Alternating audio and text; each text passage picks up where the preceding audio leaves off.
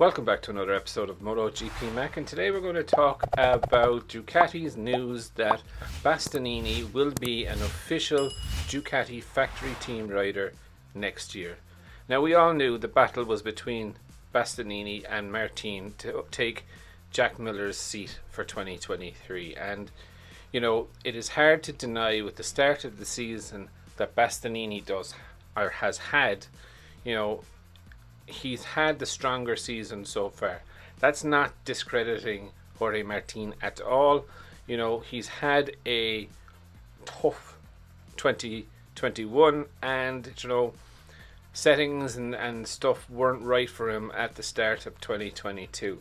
However, there was a sense last week, and I remember speaking to Ghost Rider and Sleepwalker about this, where Jorge Martin seemed to change his tune all along and saying, well, kind of another year with Pramac Ducati is not a bad thing.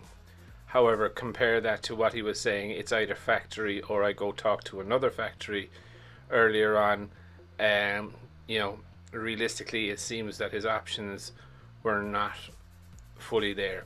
Now, saying that, I do not believe that what happened in the Austrian Grand Prix had any bearing on what was to do or what was the deciding factor. I do believe that the decision was already made going into the Austrian Grand Prix, because that's when Martin started saying about, you know, the Pramac team or another year in Pramac team is not a big loss to him. So, you know, I do think and I do think that's why he was so aggressive with Bastianini.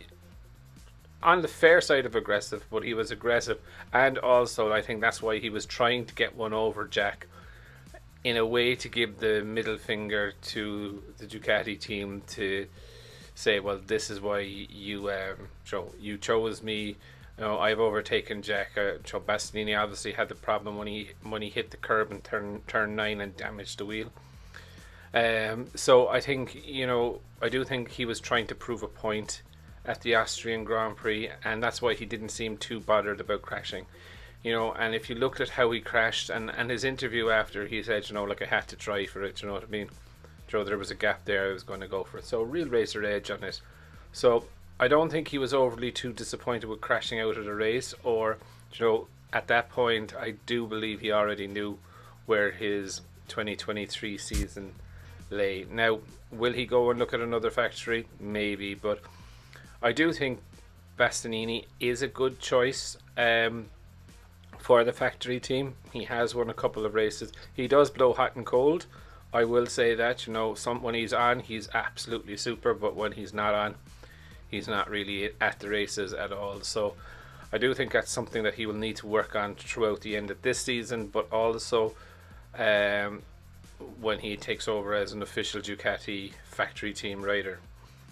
You know, the other thing I will say, and a very big shout out to Ducati, is that, okay, while one was on a 21 and 22, if you look at Bastianini's bike, it's more of a hybrid 22 than the 22 itself, and that way they were giving every new part to both riders to try and to test, and I think that's a real good example of how to run a battle fair enough.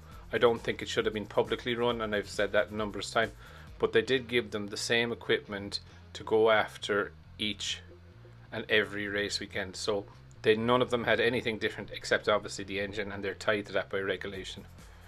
But I definitely love to know your thoughts. Do you think they have the right man in the right seat?